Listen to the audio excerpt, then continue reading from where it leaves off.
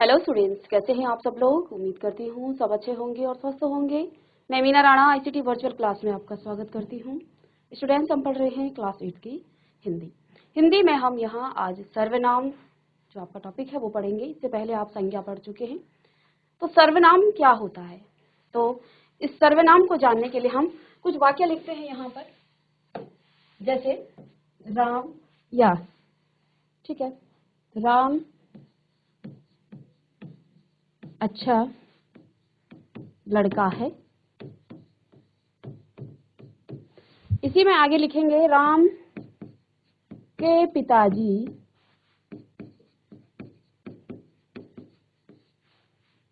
अध्यापक हैं।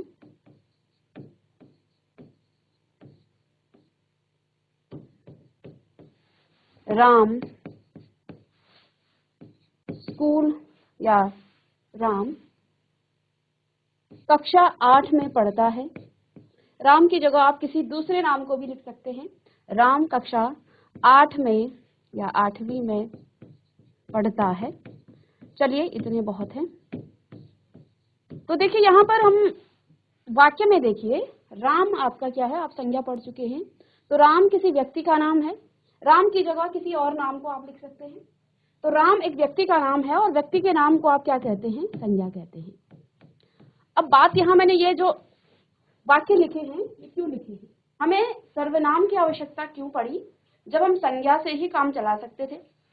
फिर देखिए, राम के पिताजी अध्यापक हैं और राम कक्षा 8वीं में पढ़ता है। इसी प्रकार से जैसे आप लिखते ना, किसी के बारे में, अपने मित्र के बारे में लिखेंगे तो आप पहले अपने मित्र का नाम बताएंगे और इस तरह से जो है बार बार अपने मित्र का नाम लिखकर उस पर जो है निबंध लिखने को आता है कि मेरा प्रिय मित्र, मेरे प्रिय मित्र पर आप निबंध लिखिए। तो ऐसे ही आप यहाँ पर देखिए, राम अच्छा लड़का है, राम के पिताजी अध्यापक हैं, राम कक्षा 8वीं में पढ़ता है। इसी प्रकार से हम यहाँ राम पर अनेक जो है वाक्य लिख सकते हैं। आप देखिए, जब आप राम राम और राम लिख रहे हैं तो यहाँ ये पढ़ने में और सुनने में थोड़ा जो है बोरिंग सा लग रहा है, ये अरुचिकर लग रहा है, इसमें रुचि नहीं आ रही है। अब संज्ञा के बाद सर्वनाम की जगह का जो है क्यों यहाँ पर प्रयोग किया गया है, यही हम प्रश्न कर रहे थे। तो वाक्य को रुचिकर बनाने के लिए हम क्या करते हैं, सर्वनाम का प्रयोग करते हैं। जैसे यहाँ पर देखिए, राम अच्छा लड़का है, राम के पिताजी अध्यापक हैं। अब राम की जगह पर हम यहाँ क्या लिख सकते हैं, उसके पिताजी,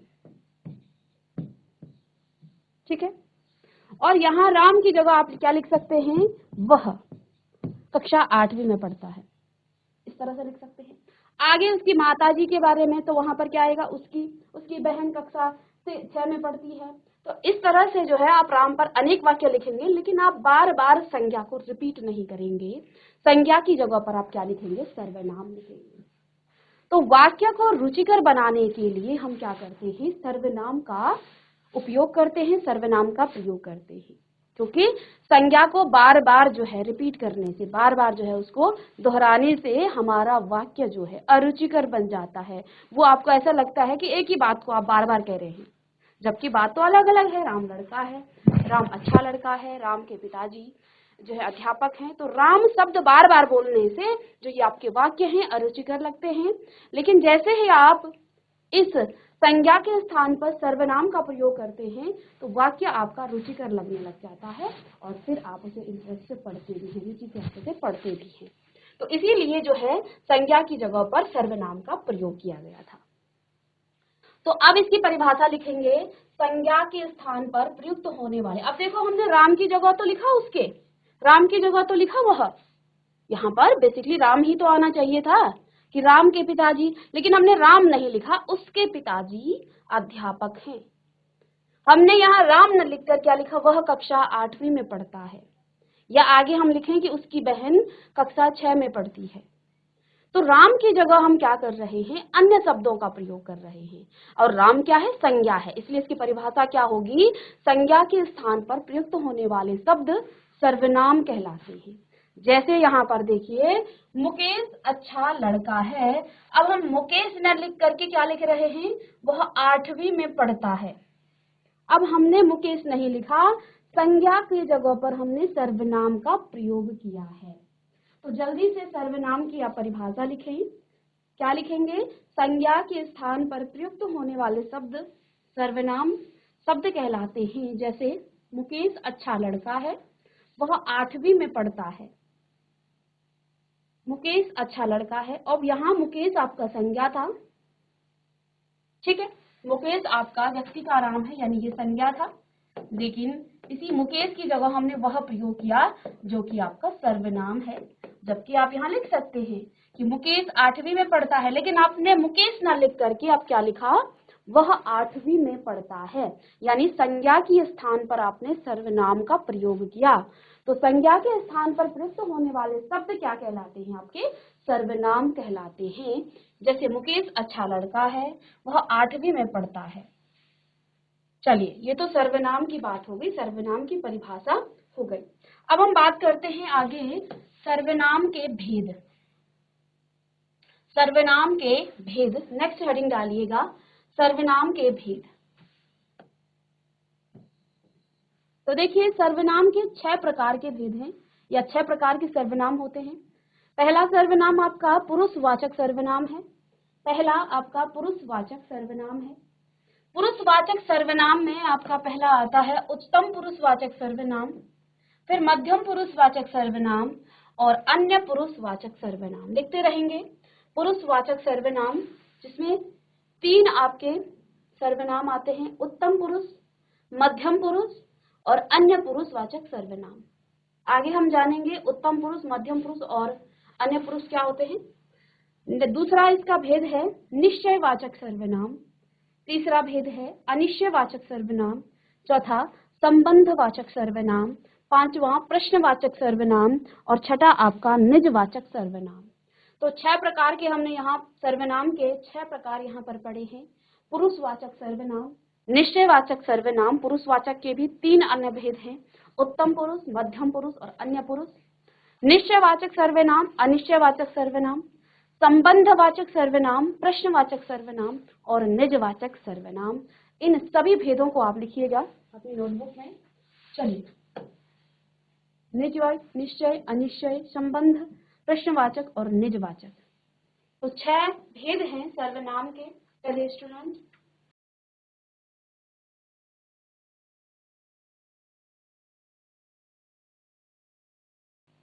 चलिए अब आगे हम इसके भेदों के बारे में। तो पहला जो भेद है वो है पुरुषवाचक सर्वनाम। पुरुषवाचक सर्वनाम में हम बात कर रहे हैं जैसे जो सर्वनाम बोलने वाले, इसमें 3 लोगों के बारे में बात होती है। एक तो बोलने वाले, सुनने वाले तथा किसी अन्य के लिए प्रयुक्त होता है, उसे पुरुषवाचक सर्वनाम कहते हैं। यानी बोलने वाले के लिए आप किन सर्वनाम का प्रयोग करते हैं, सुनने वाले के लिए आप किन सर्वनाम का प्रयोग करते हैं और किसी अन्य के लिए आप किन सर्वनाम का प्रयोग करते हैं। तो बोलने वाला वक्ता कहलाता है, सुनने वाला श्रोता कहलाता है और अन्य यानी किसी अन्य के बारे में, क्योंकि जब हम 2 लोग आपस में बातें करेंगे तो किसी अन्य के बारे में बातें करेंगे, तो जो अन्य होगा यहाँ पर वो अन्य में आता है, अन्य के लिए किया जाता है। तो जैसे मैं, तू, वह, मैं अपने लिए मैं शब्द का प्रयोग करूंगी एक वचन में, दूसरे के लिए आपके लिए या तो आप कहूंगी आदरणीय तरीके से, या फिर मैं तू कहूंगी या छोटा है, ठीक है, या तुम कहूंगी या वह, ये जो है अन्य के लिए आ जाता है। तो पुरुषवाचक सर्वनाम में बोलने वाले, सुनने वाले और किसी अन्य के लिए प्रयुक्त होता है। पुरुषवाचक सर्वनाम बोलने वाले, सुनने वाले और किसी अन्य के लिए, क्योंकि इसके 3 भेद बताए हैं। तो अब बोलने वाले का प्रयोग किस भेद में किया जाता है? पहला भेद है उत्तम पुरुषवाचक सर्वनाम। उत्तम पुरुषवाचक सर्वनाम, उत्तम, देखिए जब भी मैं अपने बारे में बात करूं या आप अपने बारे में बात करेंगे तो आप अपने को स्वयं पहले उत्तम में रखेंगे, खुद को, और हो सकता है आप एक वचन में हो, आप अपने लिए कुछ ऐसे सर्वनाम का प्रयोग कर रहे हैं जहां आप स्वयं एक हो या फिर आप किसी अन्य के साथ हो, यानी कि उत्तम पुरुष में भी आपका एक वचन और बहुवचन का प्रयोग किया जाता है। यदि मैं अपने लिए बात करूं कि मैं जो हूं, मैं, मेरा, मुझे, मुझको, मुझसे, ठीक है, तो इस प्रकार से मैं एक वचन में अपने लिए क्या, और आप अपने लिए क्या कहेंगे? आप भी तो यही कहेंगे, मैं, मेरा, मुझे, मुझसे या मेरे लिए, इस तरह के शब्दों का आप प्रयोग करेंगे। तो ये आपका एक वचन में आ जाता है। यदि आप बहुवचन में हैं, आपके साथ कोई अन्य भी है, तो आप क्या कहेंगे? हम, हमारा, हमसे। ठीक है, तो इस प्रकार के शब्दों का प्रयोग आप बहुवचन में करेंगे। ठीक है, तो ये आपका क्या आ जाता है? आप लिखेंगे, आप उत्तम पुरुषवाचक सर्वनाम लिखिएगा। उत्तम पुरुषवाचक सर्वनाम, संवाद के समय वक्ता यानी बोलने वाला जिन शब्दों का प्रयोग अपने स्वयं के लिए करता है, उन्हें उत्तम पुरुषवाचक या उत्तम पुरुष कहते हैं। उन्हें उत्तम पुरुष कहते हैं। अब इसमें भी जैसे मैंने कहा था कि एक वचन आप जो है अपने लिए दो तरीके से कर सकते हो।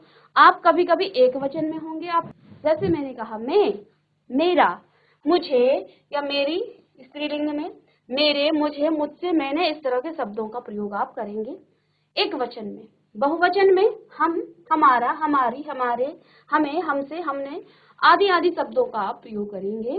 तो इस प्रकार से उत्तम पुरुषवाचक सर्वनाम में भी एक वचन और बहुवचन में आप जिन शब्दों का प्रयोग करते हैं वो आपका कहाँ उत्तम पुरुषवाचक सर्वनाम में आता है। और यहाँ वक्ता अपने लिए जिन शब्दों का प्रयोग करता है तो वो शब्द आपके क्या कहलाते हैं? उत्तम पुरुषवाचक सर्वनाम।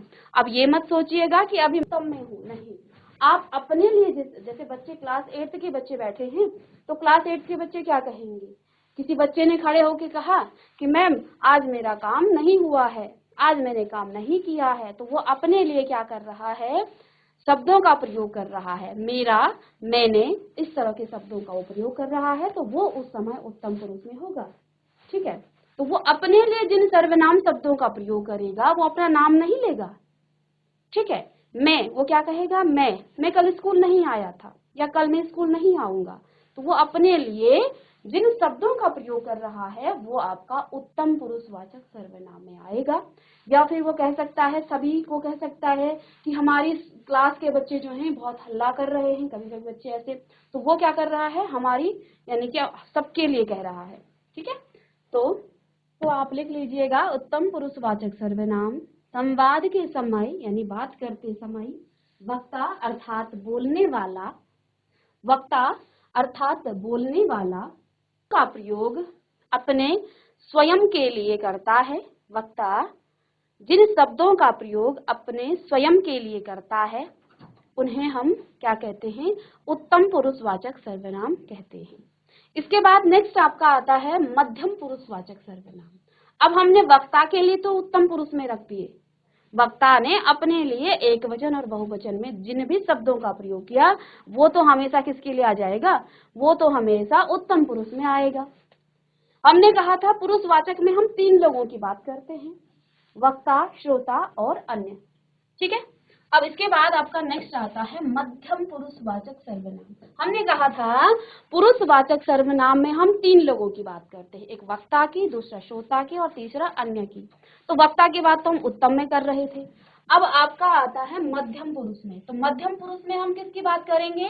श्रोता अर्थात सुनने वाले के लिए बात करेंगे, यानी सुनने वाला के लिए जिन शब्द, सुनने वाले के लिए जिन शब्दों का प्रयोग किया जाता है वो आपका किसमें आता है? वो आपका मध्यम पुरुष में आता है। तो संवाद के समय जिन शब्दों का प्रयोग श्रोता या सुनने वाले के लिए किया जाता है उन्हें मध्यम पुरुषवाचक सर्वनाम कहते हैं। उन्हें मध्यम पुरुषवाचक सर्वनाम कहते हैं। जैसे एक वचन में हम क्या कहेंगे? अब देखिए, आपने किसी अन्य के लिए, श्रोता के लिए क्या कहेंगे? तू शब्द प्रयोग नहीं करना चाहिए वैसे, लेकिन कहीं कहीं पर ये किया जाता है। तो तू, तेरा, तेरी, तेरे छोटे बच्चे करते हैं ना, तू, तेरा, तेरी, तेरे, तुझे, तूने, तुमने, तुमको। ठीक है, या तुम। ठीक है, अब आगे हम बताएंगे तुम शब्दों का प्रयोग जो है आपका किस किस के लिए किया जाता है। तो देखिए, ये आपका श्रोता के लिए एक वचन में प्रयोग किए जाने वाले शब्द हैं, कुछ आगे भी और शब्द भी होंगे। बहुवचन में आप क्या प्रयोग करेंगे? तुम, तुम्हारा, तुम्हारी, तुम्हारे, तुझ, तुम्हें। ठीक है, इसमें जो है आदर सूचक शब्दों का भी प्रयोग किया जाता है। अब आपसे बड़ा कोई है और आप बात कर रहे हैं किसी बड़े से, जो आपसे बड़े हैं और आपके आदरणीय हैं, तो उनके लिए आप आदर सूचक शब्दों का प्रयोग करेंगे। जैसे यहाँ पर आप, आपका, आपकी, आपके, आपने और आपसे, इन शब्दों का यहाँ पर प्रयोग होगा। चलिएगा, तो संवाद के समय जिन शब्दों का प्रयोग संवाद के समय जिन शब्दों का प्रयोग श्रोता या सुनने वाले के लिए किया जाता है, उन्हें मध्यम पुरुष सर्वनाम कहते हैं। ठीक है, जैसे एक वचन और बहुवचन में आपका यहाँ पर। ठीक है, तो देखिए एक वचन में भी कई बार आप जो है आदर दे रहे हैं। अब तो यही कहा जाता है छोटे बच्चे को भी जो है आपसे बात करना चाहिए। तो आदर सूचक ये शब्द हैं। यदि आप आदर से बात कर रहे हैं तो आप लिखेंगे आप, आपका, आपकी, आपके। ठीक है, आपने, आपसे, इस तरह से। और आप इस तरह के शब्दों का प्रयोग कर रहे हैं, तू, तेरा, तेरी, तुझे, तूने, तुमने, तुमको आदि शब्दों का प्रयोग एक वचन में किया जाता है और साथ में यहाँ आदर सूचक शब्द भी हैं। चलिएगा, इसे नोट करेंगे।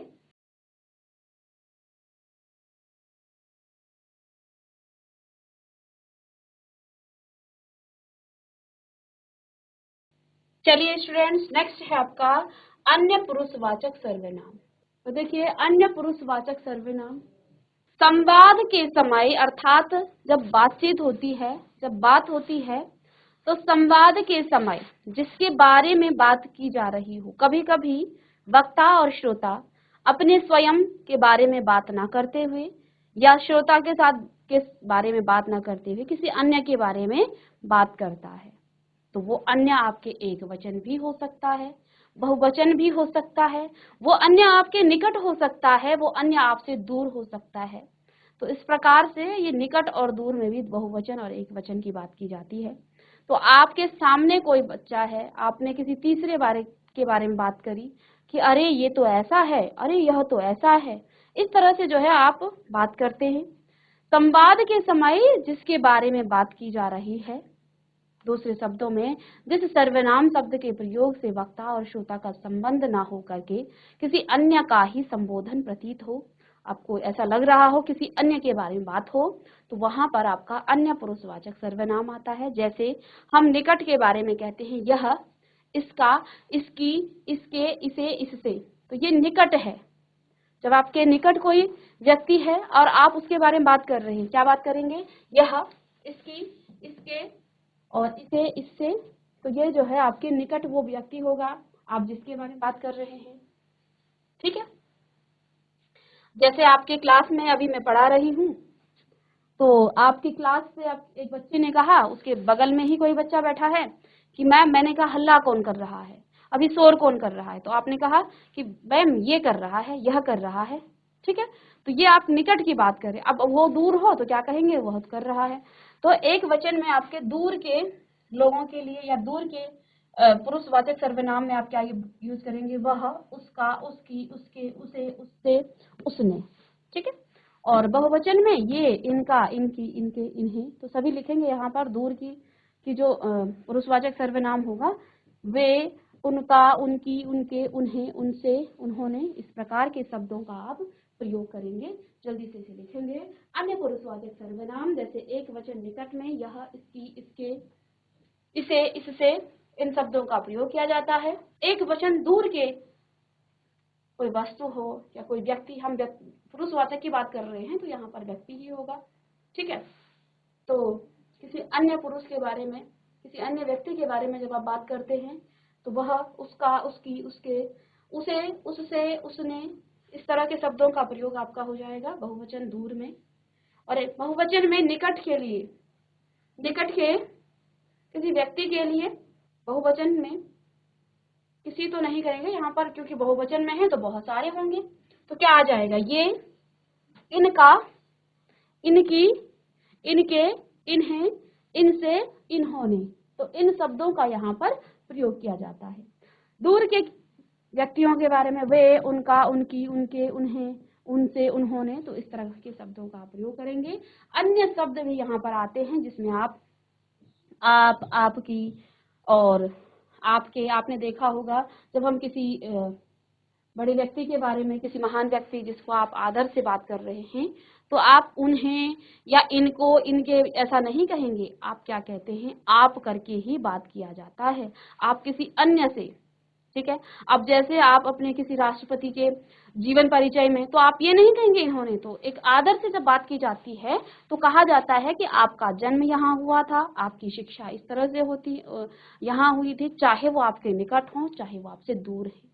तो आदर से अन्य पुरुष में हम आप, आपकी, आपके इस प्रकार के शब्दों का प्रयोग करते हैं। और जब आप भी भाषण देते हैं तो आप करके ही आप बात करेंगे। ठीक है। चलिए, तो ये थे आपके पुरुषवाचक सर्वनाम के भेद। तो 3 भेद हमने बताए, उत्तम पुरुषवाचक, मध्यम पुरुषवाचक और आपका अन्य पुरुषवाचक। उत्तम पुरुषवाचक सर्वनाम में आपका श्रोता, वक्ता जिन शब्दों का प्रयोग अपने लिए करता है, चाहे वो एक वचन में करे चाहे वो बहुवचन में करे, तो वो आपके उत्तम पुरुषवाचक सर्वनाम के अंतर्गत आते हैं। श्रोता के लिए जिन शब्दों का प्रयोग किया जाता है वो आपकी मध्यम पुरुष में। और जब हम किसी अन्य व्यक्ति के बारे में बात करते हैं या व्यक्तियों के बारे में बात करते हैं तो वो आपका अन्य पुरुष में आता है। तो यहाँ पर वक्ता और श्रोता का जो है के बारे में बात नहीं होती है। वक्ता और श्रोता ही बात करते हैं, लेकिन शब्द किसी अन्य के लिए बात के बारे में, यहाँ पर विषय किसी अन्य के बारे में होगा, किसी अन्य के बारे में ही बात होगी। तो कुछ ऐसे सर्वनाम शब्द हैं जब हम किसी दूसरे के लिए बात करते हैं, वो एक वचन में हो सकता है, वो बहुवचन में हो सकता है, वो निकट हो सकता है, वो दूर हो सकता है। तो ये था आपका पुरुषवाचक सर्वनाम। अब आगे लिखिएगा निश्चयवाचक सर्वनाम। आगे निश्चयवाचक सर्वनाम। चलिए, जो सर्वनाम निकट या दूर की किसी वस्तु की ओर संकेत करे उसे निश्चयवाचक सर्वनाम कहते हैं। इसको आप संकेतवाचक सर्वनाम भी कहते हैं। ठीक है, क्योंकि यहाँ पर हम संकेत कर रहे हैं, निश्चय। ठीक है, तो संकेत आप कब करेंगे, जब आपके सामने वो वस्तु क्या हो, निश्चित रूप से हो।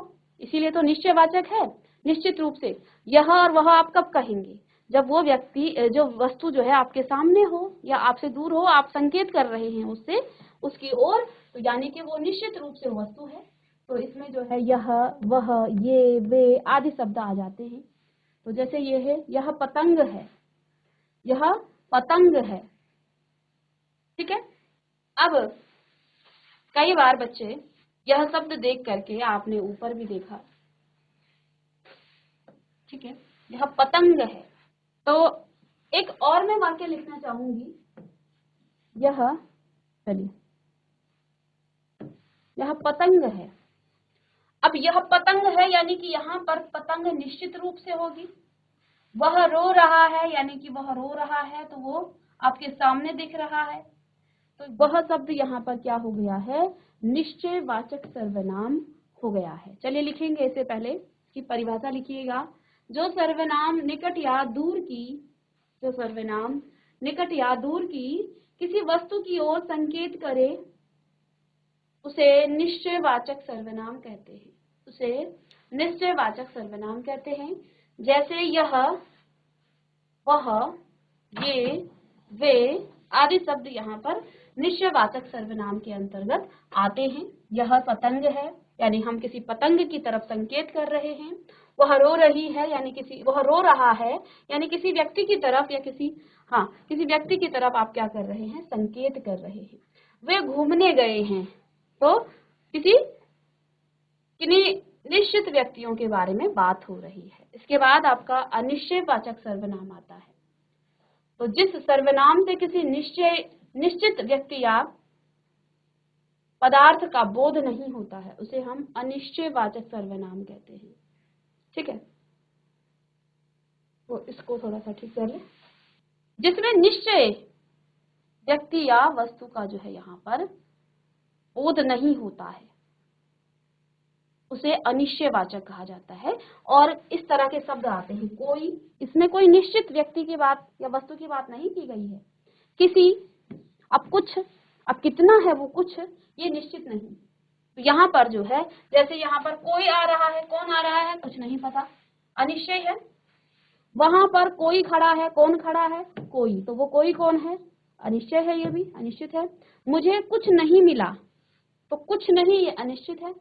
यहाँ पर जो है कुछ शब्द, यहाँ से कुछ गायब है। अब क्या गायब है ये निश्चित नहीं है, कुछ तो गायब है ना। तो ये आपका अनिश्चयवाचक सर्वनाम है।